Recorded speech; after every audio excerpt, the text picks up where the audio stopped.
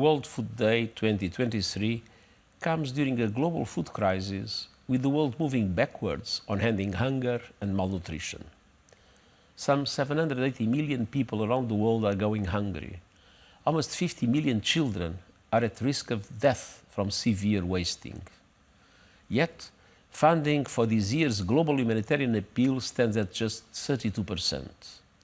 In our world of plenty, it is outrageous that a person dies of hunger every few seconds, while the World Food Programme has been forced to cut its essential aid programs. In 2015, after years of progress, governments set the goal of zero hunger by 2030. But 8 years later, the number of people suffering from hunger has increased significantly. This crisis demands action, first and foremost from national governments, which have a responsibility to make sure their people have enough to eat. But many governments lack the resources to do so, and so effective international solidarity is also essential.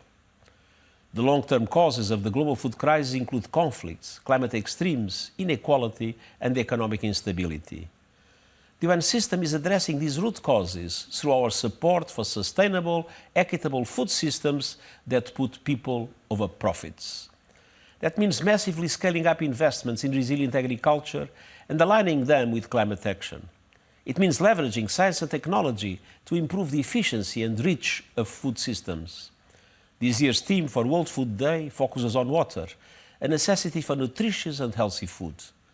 Sustainable management of water for agriculture and food production is essential to end hunger, achieve the SDGs, and preserve water for future generations. Zero hunger is achievable.